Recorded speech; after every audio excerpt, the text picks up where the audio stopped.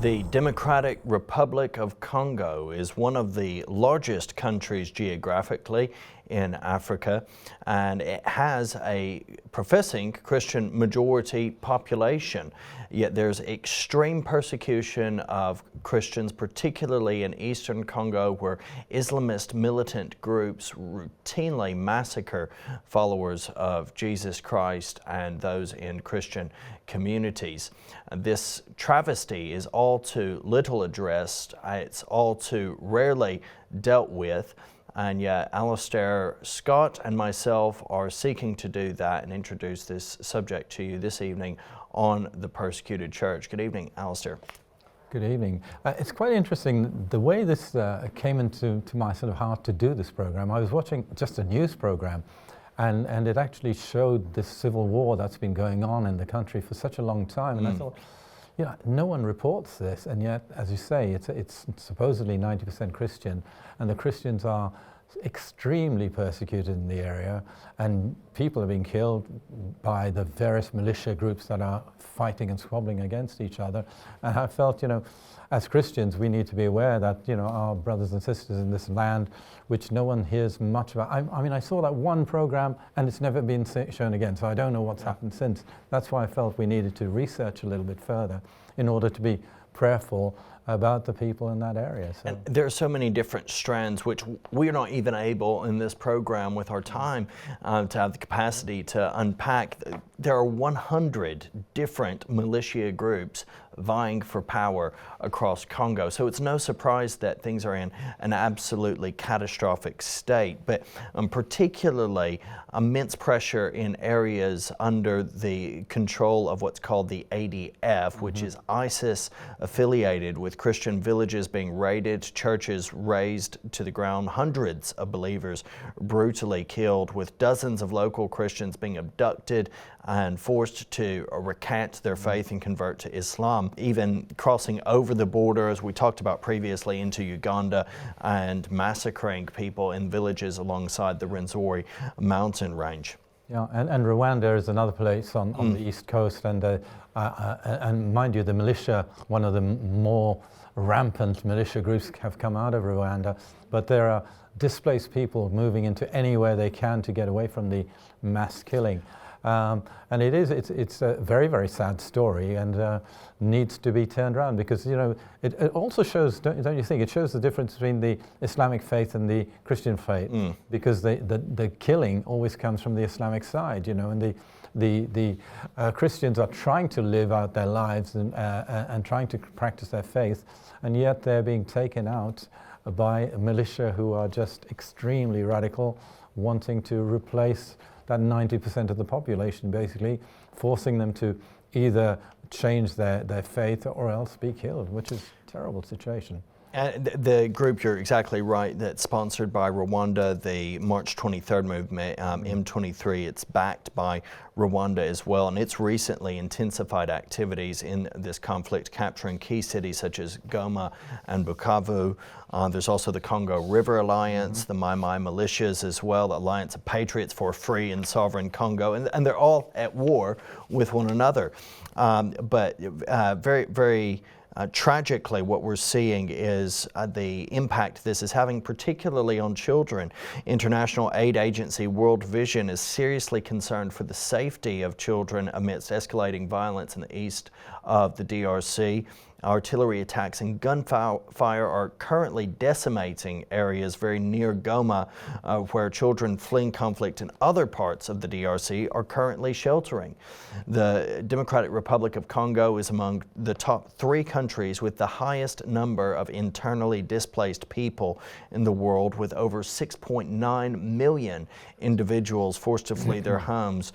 And half of these displaced people are children facing severe hardship, with little access to food, water, or shelter, with next to no access to health care. Additionally, I've seen reports that there's this persistent armed tension between the Congolese army and the M23 grouping, forcing families to flee and seek safety in these areas where now the fighting is continuing. But it's not just being caught in the crossfire, lest we think that. There's unprecedented sexual violence against children, which is being reported also in the east of the Democratic Republic, as the Rwanda-backed M23 has ramped up its offensive with scores of children reportedly being raped by armed men in recent escalation in this conflict. I can remember, I don't know if you remember it, going back probably 10, 15 years ago in Uganda, when we had a similar situation with children being exploited, basically raped and all the rest. But then they were turned into a children's army in the northern part of Uganda. And you can imagine with this displaced, because these children are separated from their parents, because their parents have either been killed or escaped in a different direction from them. So they are sort of open to be exploited and open to be abused, as we've read those things, trafficking, but also turned into little army soldiers with guns that they shouldn't be even seeing.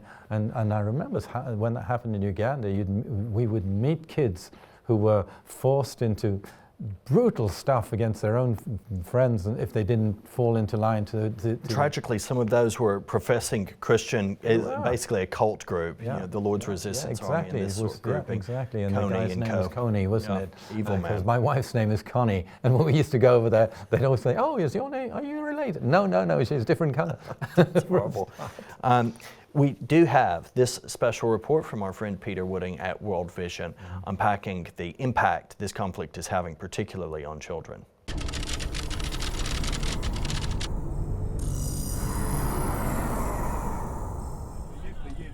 There are serious concerns for the safety of children amidst escalating violence in the east of the Democratic Republic of Congo. Nearly 7 million have been forced to flee their homes. Tragically, half of these displaced people are children who are facing severe hardships with little access to food, shelter or health care. In response, Christian charity World Vision is providing humanitarian assistance to families as well as ensuring their safety, as their Eastern Zone Director, David Monkley, explains. What you find whenever there's large numbers of displaced people, all the protection mechanisms, they disappear or they're weakened entirely. What we need to do is that children and families have access to greater protection mechanisms during this period of time. Because what we're seeing right now is greater violence, greater displacement, less access, and so much more difficulty right now. And World Vision is urging all parties to the conflict to protect innocent civilians and provide safe and unhindered humanitarian access. Peter Wooding reporting for the Global News Alliance.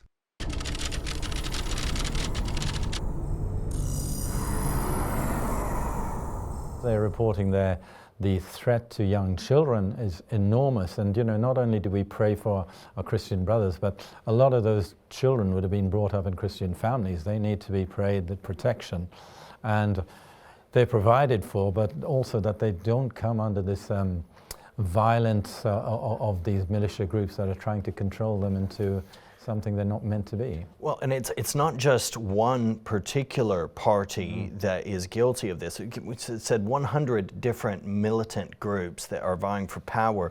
According to UNICEF, it's suspected that all parties to the conflict have committed sexual violence. According to UNICEF, health facilities in the region reported a total 572 rape cases during the week from 27th of January to 2nd of February. Do you understand that? 572 child rape cases in 1 week, just at the end of the year. At the beginning, rather, of this year. Of those treated, nearly a third were children, right? This is just horrendous. The true figure is likely much higher because so many survivors are reluctant to come forward, Russell said. Our partners are running out of the drugs used to reduce the risk of HIV infection after a sexual assault. This creates other issues as well, massive.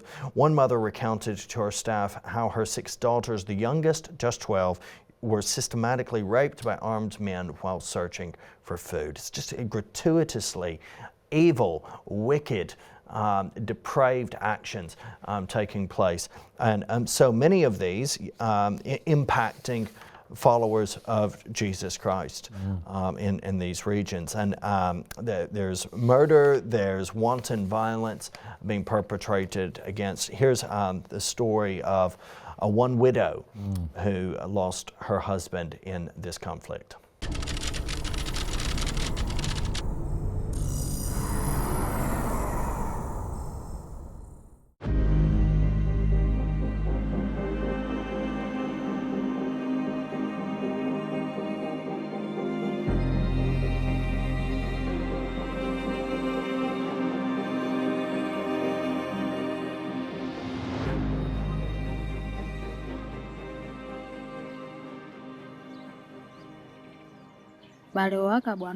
They killed my husband.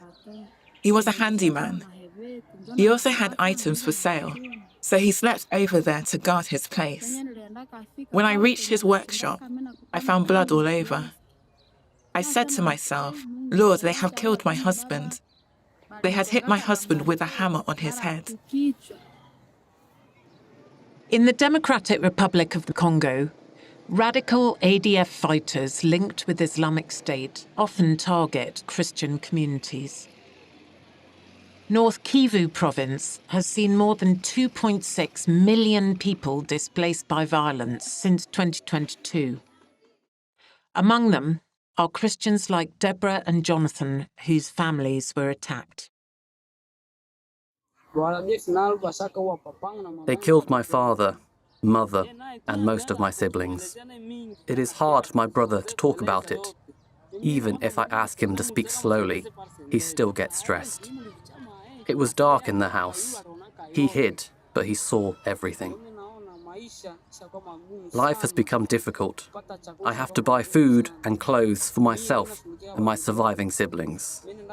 I leave the house in the morning to go to school. When I get back home at 2 p.m, I go out to look for a job. Usually, I can help other people to build a mud house somewhere. Then I earn some money that we need to take care of our basic needs for that day. I still cry a lot. I'm not able to do any job. I don't have the strength to provide my own food. I depend on people who go to their farms and give me some of their food. I live by grace. Today, someone gives me a bunch of cassava leaves to eat. Tomorrow, someone else gives me half a bottle of palm oil. It all helps me to survive.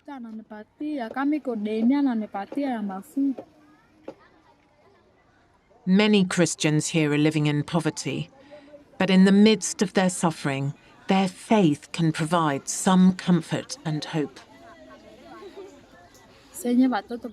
Sometimes my children ask about their dad. I tell them, your dad has gone to heaven. We will join him there one day.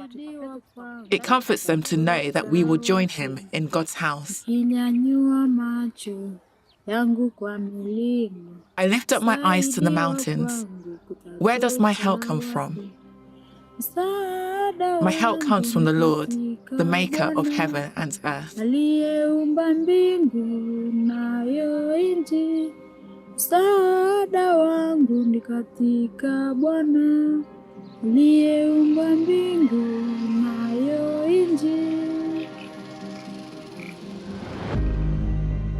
Thank God that Deborah knows that she can look up and depend on the Lord, the maker of heaven and earth. May God comfort all those who've lost loved ones in the violence. Pray for Open Doors local partners who give emergency aid and trauma care to displaced believers in the DRC. Please pray for God's constant provision as the need for help increases. Christians here ask us to pray for their enemies, that God would turn around the hearts of the militants who've been intent on killing his people in the DRC.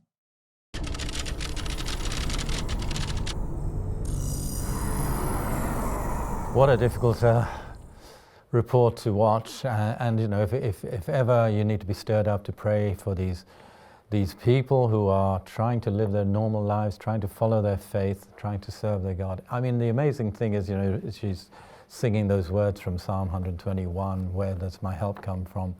I look up to the hills where my help comes from. It comes from the Lord. In the midst of the most testing times for their faith, they still remain so faithful to their God and call on his name. So, you know, we stand with these people. They're going through horrific times of testing is not a good enough word, challenging times, and yet they continue to praise the Lord and keep their eyes focused. I mean, hearing the testimonies of people who've been killed, children who've been attacked and raped, it's just horrendous. It's hard to, living in our sort of fairly comfortable lifestyle here in the UK, it's hard to understand, but it does happen in our country too, unfortunately, exploitation. It does, and you know, it's interesting. It shows the variable nature of the situation in Congo as well, Alistair, that over the past few years it has risen and fallen and risen again in the rankings of that World Watch list. Yes. It's now risen again since that video in relation to Deborah. It was 41 last year. Now it's risen again to 35. And what we're seeing is escalation, particularly in attacks against Christians from the Islamist group, the ADF, and the other is impacting with a great deal of crossfire, but there doesn't seem to be any stable, you know, you're reading about the Congolese army as such, but there doesn't seem to be any control over anything. It's an environment of total and complete lawlessness. It's important always to hear firsthand perspective of other agencies that are working very hands-on and on-site with these, and we have such a useful report here from our friends at CBN.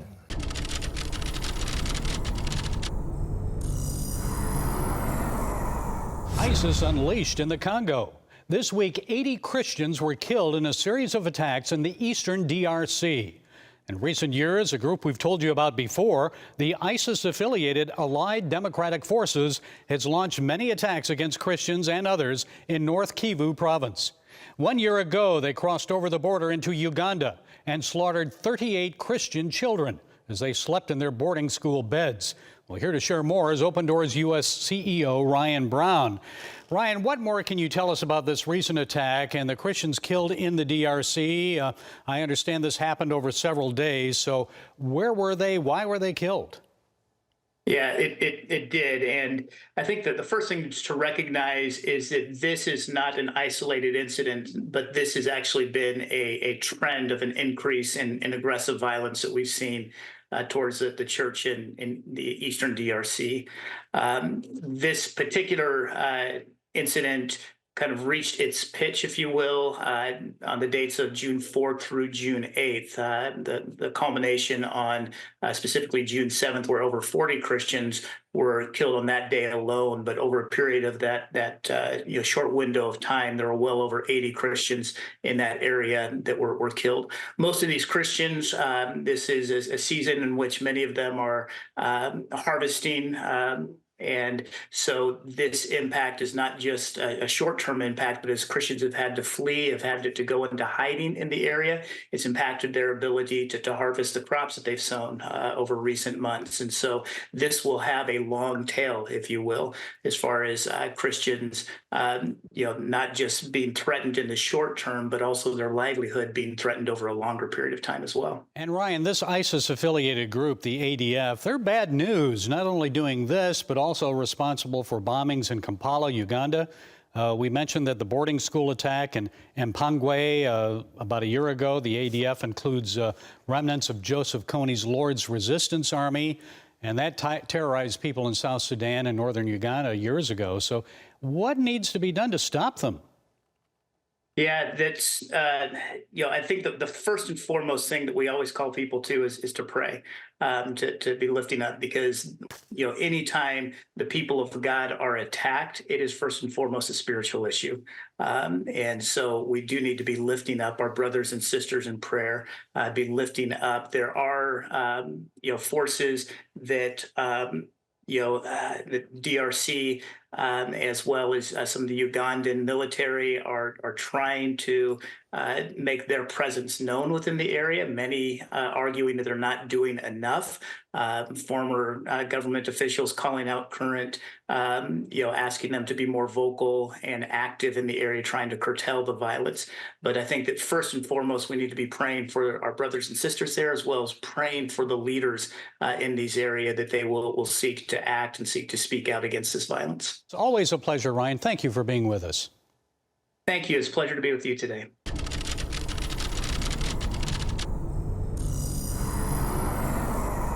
Well, again, what a difficult report to watch, but it's what's going on in the world, and it's a scripture that keeps coming into my heart. It's a mandate from heaven, from 2 Chronicles chapter 7 verse 14.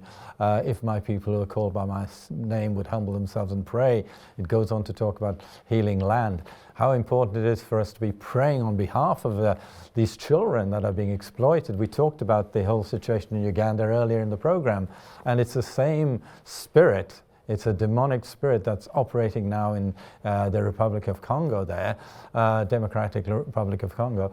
And it's important for us to understand that prayer does work, and we need to be praying as the CBN reporter asked us to pray not only for the people, but also pray for the leadership, the leaders of the nations to come into the plans of God and not have this demonic desire to kill. It's a huge country. I mean, that's one thing we've got to remember. Over 111 million people, but even territory-wise, it's very. So you can understand. We talked about how difficult it would be to police it, and why there's 100 different militia groups because of the size of the country. They can operate almost. Talk about lawlessness. They can operate without any controls because of the size of the land and the way the land is. It's full of forest and woods, so you can easily get away and hide and do the attacks and kidnap kids and get away with it. So it's very, very difficult nation, but prayer works. So let's be prayerful. Absolutely. And Open Doors identifies some of the ways in which Christians are persecuted beyond what we've already seen and heard. When churches criticize any element of the government or armed groups, some of these militia groups, such as the ADF, the ISIS affiliate, they can be shut down, or their leaders can be arrested or attacked. Converts from Islam, and there are still, you have to remember that 5% of the population is identifies as holding some traditional belief, some tribal belief, but then there's a heavy amount of syncretism. My experience of that region of Africa, primarily in Uganda, but just on the Congolese border, is that there's an insane amount of religious syncretism where you may call yourself Christian, but you're involved in juju and other things as well. And so any faithful proclamation of Jesus as the only way is going to encounter some struggle in that type of environment. Also, this is beyond the pale, Alistair. The DRC has no specific laws to protect Christian women and girls. They are vulnerable to domestic violence and forced marriages, with Christian women also at risk of abduction, rape, trafficking and sexual slavery, especially by the ADF there in the east. Christian men are at risk of being maimed, abducted, and forced to join militia groups and killed, with men and boys also facing sexual violence. So it's absolutely catastrophic. One lady lost her 4-year-old son in a bomb attack on their church, and this is her testimony. They came to exterminate us, but our faith can't diminish. God fights for us. Wow. That's such a tremendous testimony, isn't it? But, it's an ongoing, statistically it's 90% Christian, but as you say, a lot of that would be very traditional Christians, not practicing their faith in the same way. But the attacks that are coming against the Christian population is huge, and some of them are trying to escape into Uganda, into Rwanda and so on to try and survive. But the numbers of churches being burnt down, demolished, attacked are huge. So, you know, it's important for us to understand. Yeah, here, as of today's date of recording, right, 18th of February, a report just released says that 70 people have been found beheaded in the church. Even in the time that we've been recording, this has just come through from Open Doors. 70 people found beheaded in church in DRC, and they've just sent an alert out as this is a devastating attack on believers in the northeast of the country. Their bodies were discovered over the past weekend, so we're talking about around the 16th of February in a church in the abandoned village of Kasanga. The victims were apparently taken as hostages by the ADF, Islamist extremist with ties to so-called Islamic State, and held for several days before being killed. Last week, several ADF attacks emptied villages in the Lumbero territory, and many of the bodies found in the church were identified as those missing after these attacks. And this is in the North Kivu province, where the militant group has been particularly active in recent times. The statement that Open Doors gives is, Open Doors strongly condemns this heinous act of violence against civilians and calls upon civil societies, governments, and international organizations to prioritize civilian protection in eastern DRC, where armed groups such as the ADF are operating, says John Samuel, Open Doors legal expert for work in sub-Saharan Africa. Yeah, it's real testing time in these nations. And how important it is for us, you know, Paul writes in the book of Corinthians, doesn't he, that if one rejoices, we all rejoice together, but if one weeps or mourns, we mourn together. And that's why we're so challenged when we feature a nation like this, the Democratic Republic of Congo, to see that these are real people.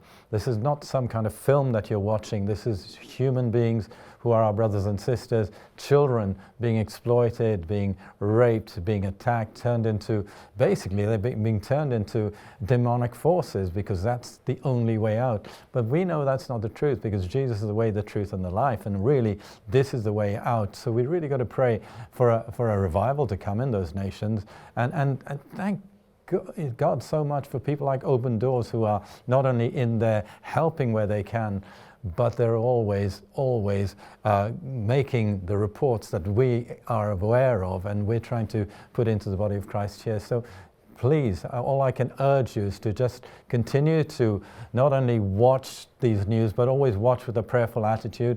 Pray for the peace of Jerusalem, of course, but pray for the peace in the Democratic Republic of Congo. And see you again next week. Thank you for watching. God bless you.